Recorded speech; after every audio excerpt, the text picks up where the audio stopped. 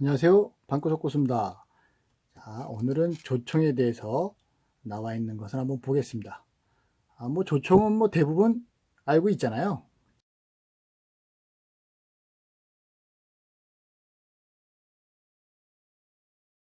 그렇죠? 예, 근데 여기 소개되어 있기로는 조총은 16세기 초반에 스페인에서 개발된 아쿠버스에서 유래된 소총으로서 1550년경 포르투갈 상인에 의해 일본으로 전래되었고, 조선은 임진왜란 이듬해 1593년에 처음으로 제작에 성공했다.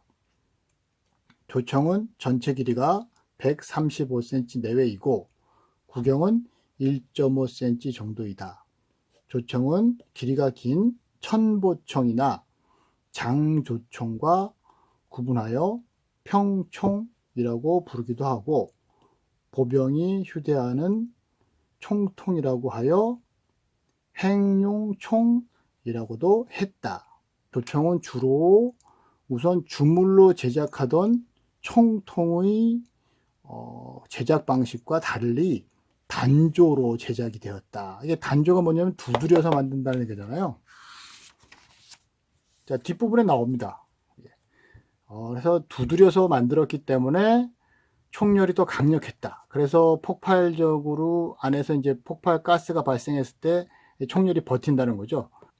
여기 지금 육군 박물관 수정되고 있다는 하는데, 이게 이제 그 전통 총통하고 다른 점은 요게 달려 있는 거죠. 요거 용두라고 되어 있는 건데, 여기 화문, 화문계 이렇게 해서 이제 여기다 이걸 열고 여기다 이렇게 심지 박아가지고 빵 쏘는 거죠. 대부분 다 알죠.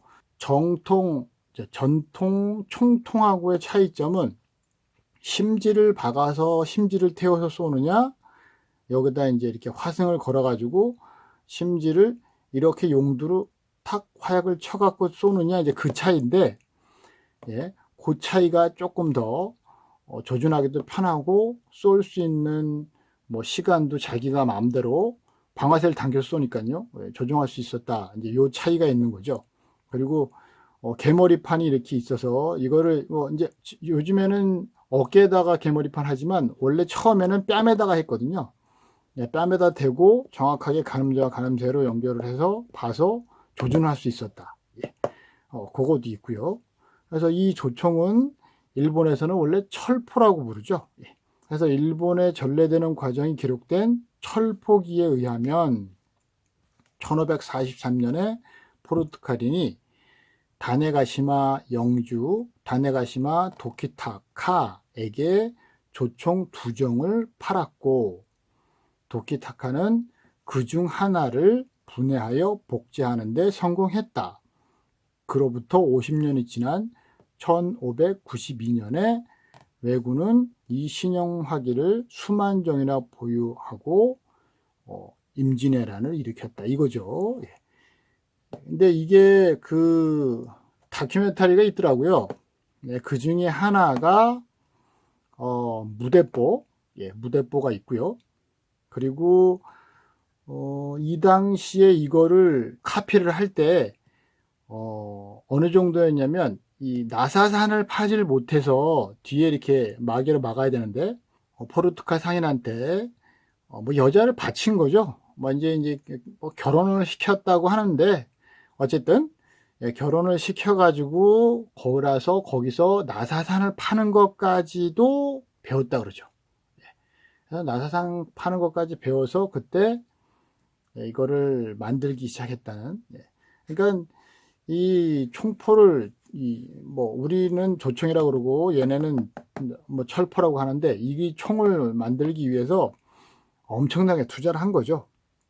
난중일기에 1593년 9월에 이순신 장군이 처음으로 조총을 만드는데 성공했다. 그리고 그 후로도 김충선 등 이 항해죠, 항해. 조선에 기여한 외인들이 조총 제작 기술의 발달에 상당한 기여를 했다. 우리나라가 원래 철을 다루는 기술은 일본보다 뛰어났을 거예요. 예. 그래서 지금도 마찬가지지만 당시에 조총을 들고 전쟁을 하는 군인이라 그래서 제작하는 법까지 확실하게 알지는 못했을 거라고 생각합니다. 대신 형태적인 거나 어떤 식으로 여기에 뭐 용두를 설치하고 뭐 어느 정도 각도가 비슷하게 있고 이런 거 있잖아요. 자문 정도를 하고 뭐 만들지 않았을까. 그러니까 금방 만들어낸 거죠. 뭐 일본 같은 경우는 그렇게 막 오랫동안 막 했던 이유는 뭐 기초 기술이 딸렸기 때문에라고 생각을 하고요. 그래서 조선에서는 이거를 만들어서 뭐 여기 보면은 1614년 청나라와 싸우고 있던 명나라를 지원하기 위해서 강홍립 장군이 조선군사 1만 3천을 이끌고 만주로 출병했을 때는 전체 병사 중 절반에 가까운 5천여 명이 조총으로 무장하고 있었다. 인조 9년에 명나라에 다녀온 전주 사정두원이 부싯돌로 점화하는 수석식 소총을 구해왔고, 효종 7년에는 제주도에 표류하던 하멜1형으로부터 그 다음에 1658년 청나라의 요청으로 연해주 지역의 러시아군을 토벌하는 과정에서도 러시아의 수석식 소총을 입수하기도 했다. 근데 여기서 아쉽죠. 이렇게 살짝 한 단계 업그레이드 된 총을 입수했지만 그게 전체적인 개량이 되지 않았다.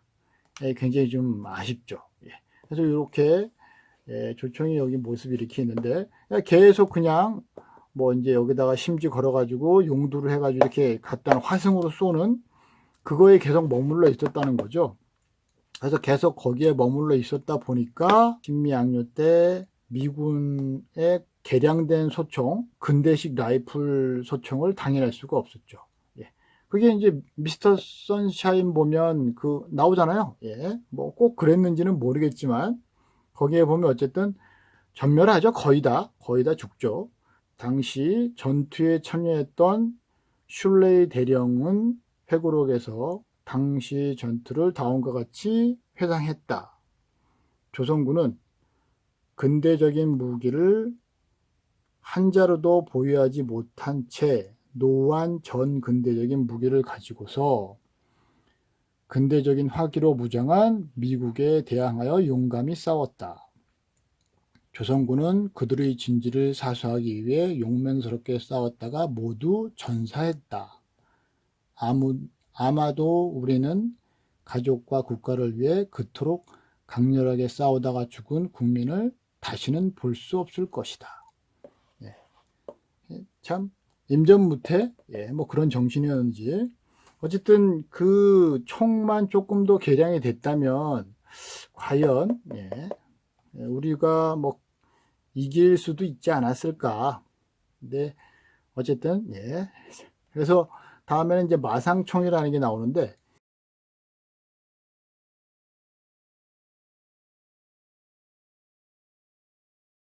마상총은 굉장히 이 총열이 짧아서 말 위에서도 쏠 수 있었다. 아마 그런 총이라고 합니다. 그러니까 숙종 20년에 남구만은 청나라 사람들이 우리 조총을 구해 가서 드디어 자신들이 제작했는데 그 제작이 매우 묘하여 우리나라에서 만든 것처럼 쉽게 벌어지지 않고 또한 달리는 말 위에서 쏠 수 있다고 합니다. 그러니까 권총 같지 않았을까? 자, 여기 이제 쭉 총열부터 해가지고 길이 차이대로 쭉 이렇게 되어 있는데 여기에 마상총, 조총, 첨보총 뭐 이렇게 나오네요.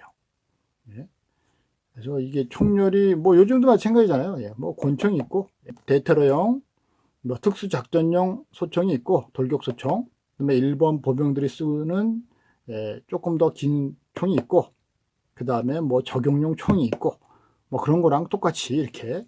그러니까 그 당시에도 이런 개념이 있었다는 거죠. 그러니까 이 총기의 역사는 굉장히 오래됐다고 생각을 합니다.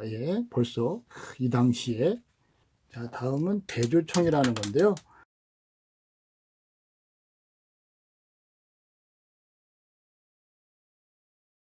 대조총은 임진왜란 때 왜군이 사용하던 대형 조총으로서 구경이 최고 8cm, 8cm에 이른다.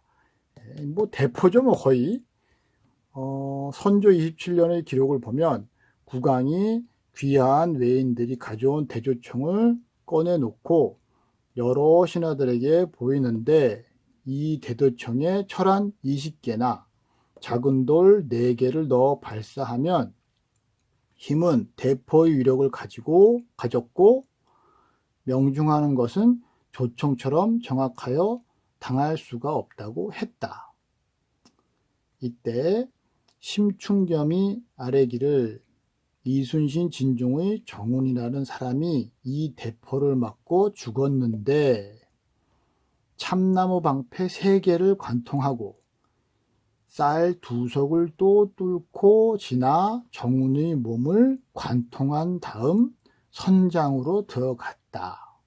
뭐 거리가 얼마나 뭐 됐는지는 모르지만 어쨌든 그 보면 있잖아요. 그 도깨비 모양 돼 있는 이순신 장군 북칠 때 옆에 이렇게 방패 세워놨잖아요. 그 방패를 얘기하는 것 같은데 그거를 3개를 뚫고 쌀 2석을 뚫고 그 다음에 맞은 사람의 몸을 관통을 했다는 거죠.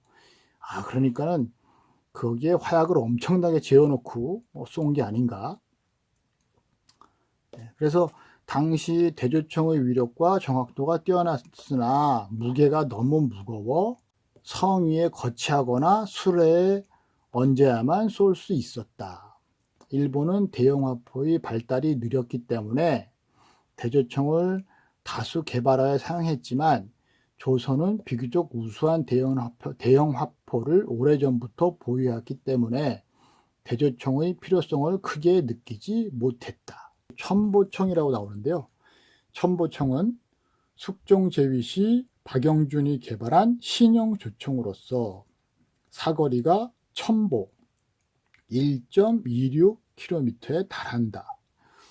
첨보총은 조총에 비해 조금 길고 무겁기는 하지만 행군 중에도 사용할 수 있을 정도로 가벼웠다.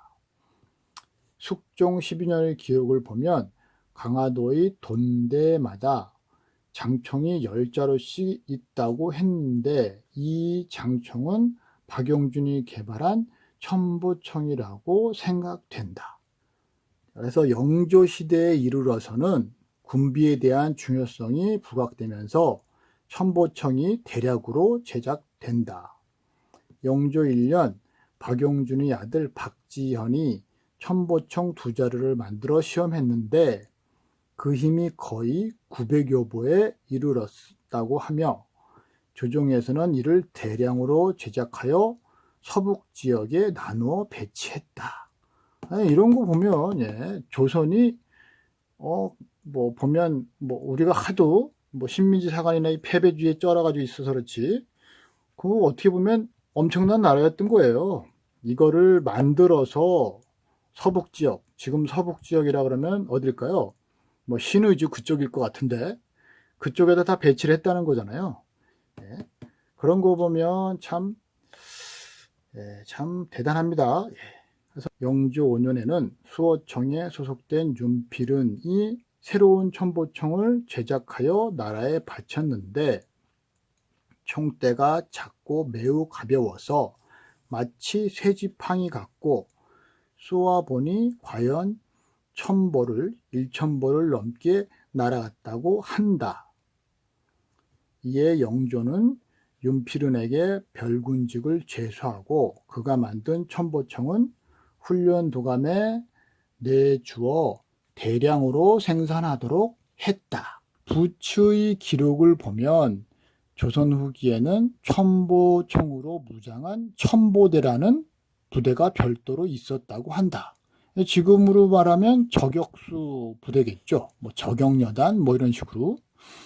또한 동학전쟁 때에는 운봉 전투 등에서 동학군에 의해 첨보청이 사용되었고, 서양의 신형 라이플에 대항해서 싸웠던 구한말의 의병은 각지의 병영에 배치되어 있던 첨보청을 확보하고 이를 개량하는 데 많은 관심을 기울였다. 만약에 이때 이런 기술들을 쭉 가지고 계속 개발을 해 나갔다면 아마 절대적으로 밀리지는 않았을 겁니다. 절대적으로. 근데 뭐 정치가 아무래도 그거를 못 받쳐줬겠죠. 그렇죠? 그래서 여기 밑에 보면 조총의 제작 과정 해가지고 이렇게 딱 나오는데 화기, 도감, 의궤에 자세하게 나온답니다. 그래서 장인의 종류만 봐도 소로장, 야장, 찬혈장, 나사정장, 연마장, 조성장, 이약통장, 초련목수장, 조가장, 장가장, 찬혈장, 취색장, 기화장, 염장, 피장. 아이고, 이게 보면 우리나라의 대표적인 전통 칼이 있죠. 은장도라고 하는 장도가 있죠. 이제 은으로 만들면 은장도고, 뭐 그냥 만들면 장도라고 하는데, 그게 또 보면 요즘에는 하는 사람들이 별로 없어서 뭐 인간문화재로 지정되신 분이 그냥 혼자서 다 하시죠. 근데 원래 그게 아니고 우리가 한옥을 지을 때 뭐 대목장, 소목장 뭐 이렇게 있었듯이 기와장 뭐 이렇게 있었지, 그 당시에도 엄청나게 분업이 돼 있었거든요. 여기에 총료를 만드는 거에 대한 얘기가 나오는데요. 조총을 제조하자면 원래 이제 그 핸드캐논, 일명 총통이라고 하는 거는 이렇게 막 틀을 만들어 놓고 쇳물을 붓잖아요. 근데 이제 여기서는 단조를 해서 만들었다. 그래서 초기에는 총료를 두 쪽으로 각각 만들어서 이어 붙였으나 라고 나오죠. 근데 보면 그 서양 애들 그 영상에 보면 나옵니다. 이렇게 철판을 이렇게 펴서 이렇게 구부려서 여기를 이게 땜질을 해요. 이렇게 이렇게 있으면 이렇게 해서 이렇게 해서 이렇게 만드는 방법이 있고, 하나는 여기 그림처럼 긴 봉에다가 철판을 둘둘둘 말아가지고 이렇게 철판을 둘둘둘 말아서 꽝꽝꽝꽝 때려가지고 이렇게 만드는 거죠. 이렇게 총료를 만들고 나면 거기에 총열 구멍을 다 파내고 나면 나사장이 구멍으로 한쪽에 앞나사를 파고 순나사를 박아 넣는다. 이렇게 해야 나중에 약실 안에 이물질을 제거할 수 있다. 그리고 다음으로 연마장이 숫돌로 총열의 표면을 정교하게 다듬어 마무리한다. 한편 조총의 부품을 각각 장인들은 별도로 작업하는데, 조송장은 조총 앞뒤의 가늠자와 가늠쇠를 만들고, 두석장은 조총에 불을 땡기는 용두와 그 부속품을 만들며, 이약통장은 점화약이 담긴 화문과 그 덮개인 화문개를 만들며, 목수들은 개머리판을 만든다.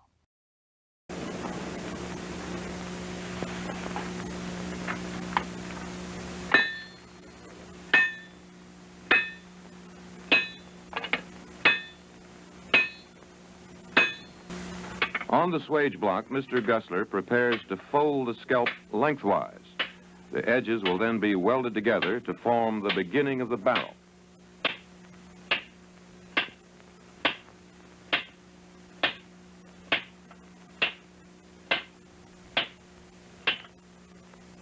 I judge the heat strictly by eyesight and hearing. You can hear the hissing of the metal when it's at the fusing point.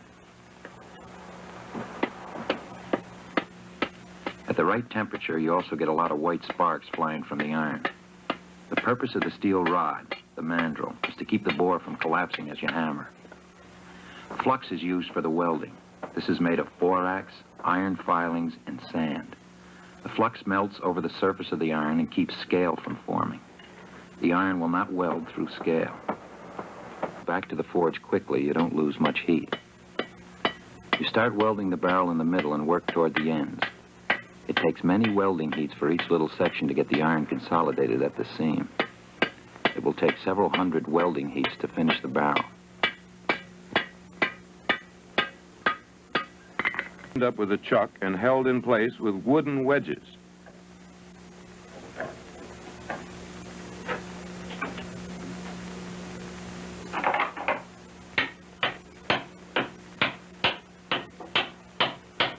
Then a long bit is attached to the chuck. The bit is oiled with linseed oil.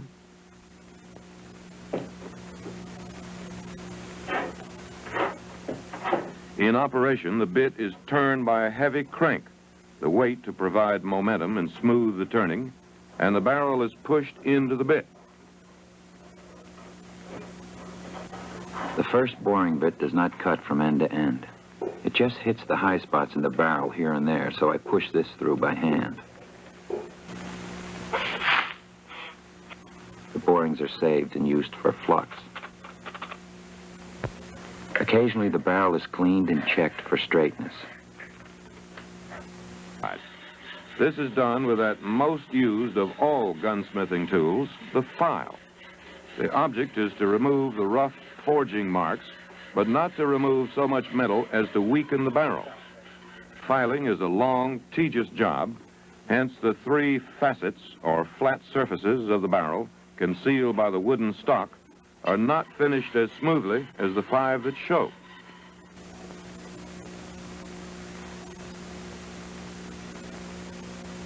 A wooden shim is placed behind the teeth. All the cutting of the rifling is done from the breech to the muzzle.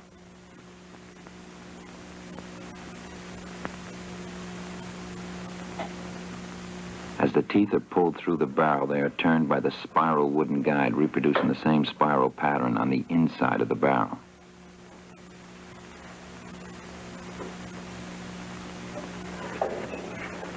After each cut, the guide is rotated to its next position. There are 7 grooves on the spiral guide, so there will be 7 grooves in the barrel. The paper is compressed and is easier to pull through. Altogether, 8 to 10 paper shims are built up and pulled through during the cutting of the grooves.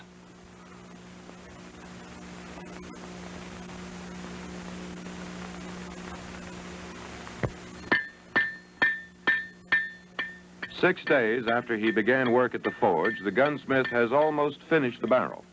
One step remains. A bullet cannot yet be fired from it. The gunsmith must close up the back or breech end, and to do this, he forges an iron breech plug. This is sized to fit inside the barrel. He will eventually thread both the barrel and the breech plug to make a firm attachment that allows the plug to be removed when necessary.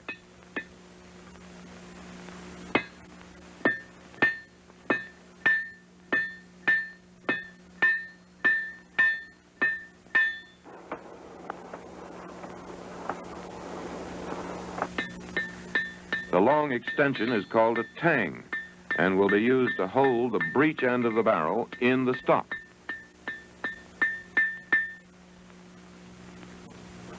In threading the breech of the barrel, I usually cut 6 full threads, which makes the breech plug about a ½ inch long. It's important to have good, strong threads in the breech because the breech plug is the only thing between the shooter and the powder charge.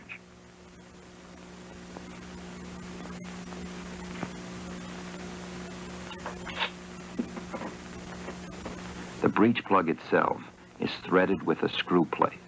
It's forged longer than necessary with a taper to make it easier to start the screw plate. The excess is then sawed off.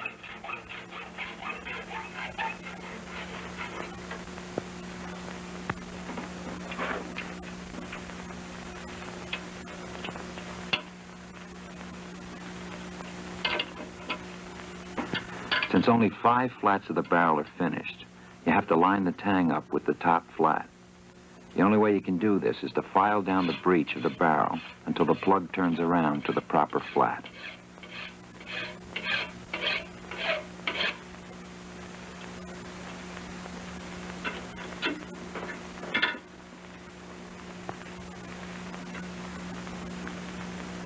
The final step in making the barrel is drilling the touch hole through which the charge is ignited. The barrel is complete and needs only to be proofed or tested. This is done by loading 4 times the normal amount of powder along with a patch and ball. This will then be fired from a safe distance.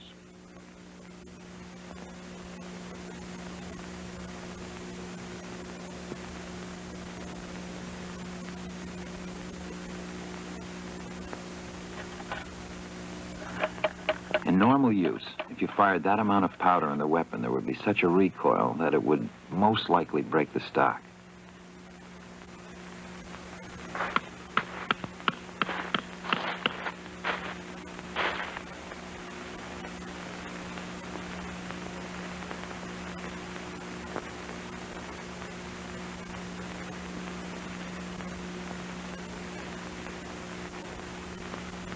We use an old lock to fire the powder train.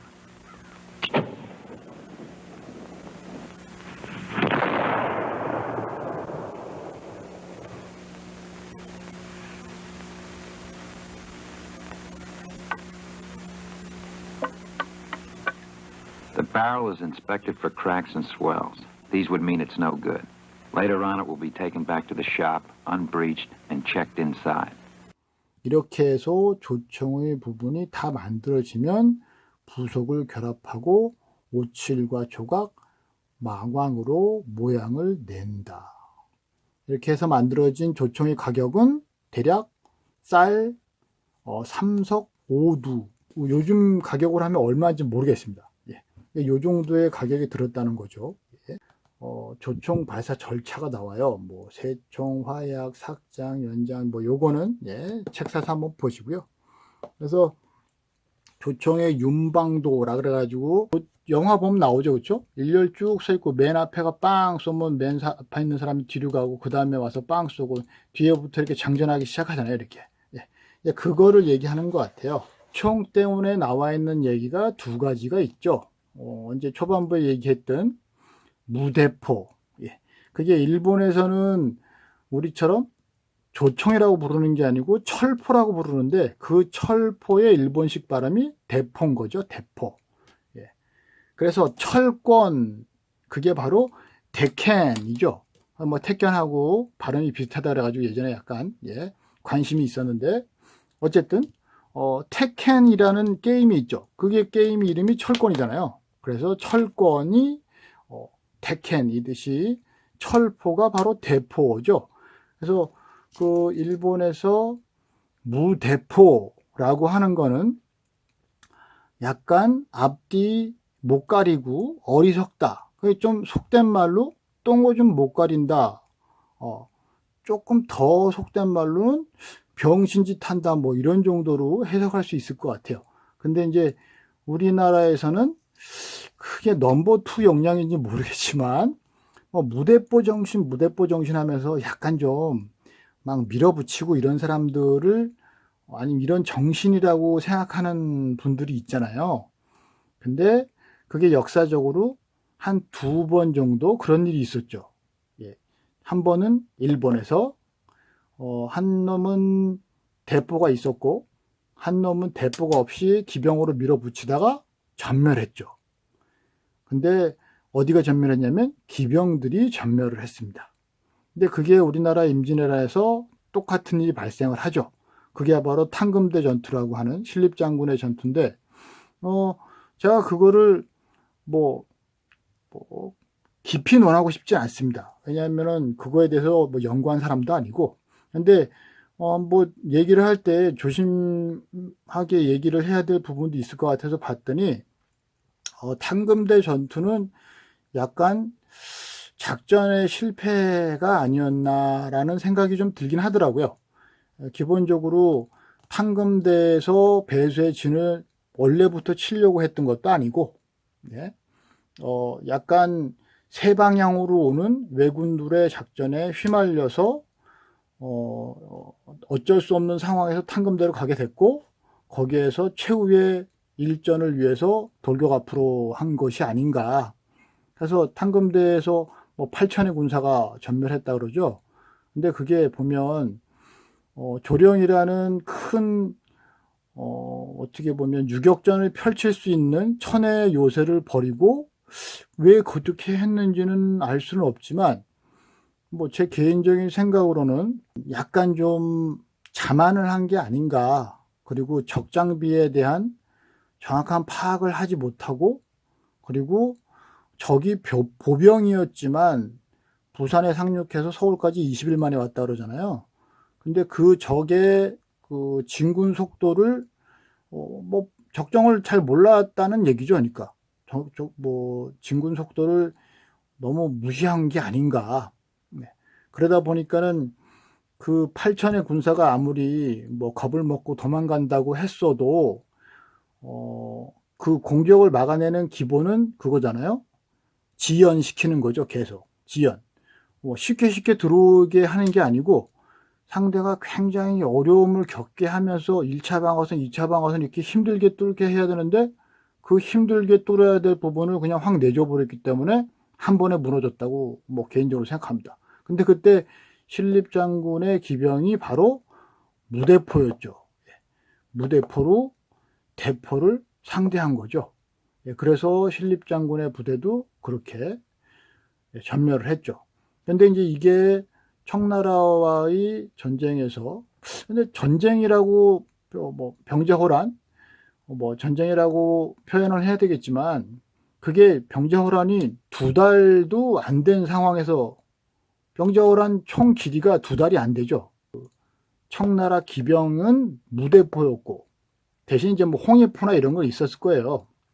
근데 조선군들은 이제 왕을 남한산성에 갇혀 있는 왕을 구하기 위해서 이제 조총 부대가 왔고, 근데 패했잖아요. 대부분 다 패했는데 그 당시에는 패했던 이유는 보급에 문제가 있었다라고 생각을 합니다.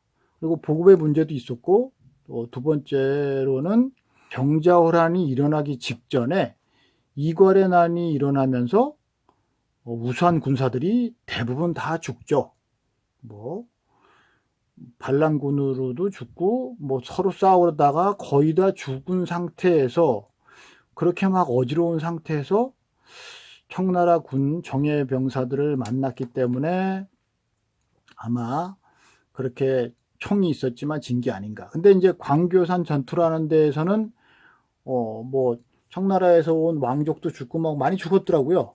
근데 거기서 보니까 그때 당시에 다른 데에서 조총병들이 패배했던 곳에는 개인당 10발 정도만 쓸 수 있는 화약과 탄환을 지급을 했고, 근데 그 광교산 전투에서는 청나라 병사나 청나라에서 온 그 왕족이나 이런 애들이 많이 죽은 전사한 전투에서는 거의 50발 이상의 화약과 탄약을 지급했다고 하더라고요. 뭐 결국은 거기서도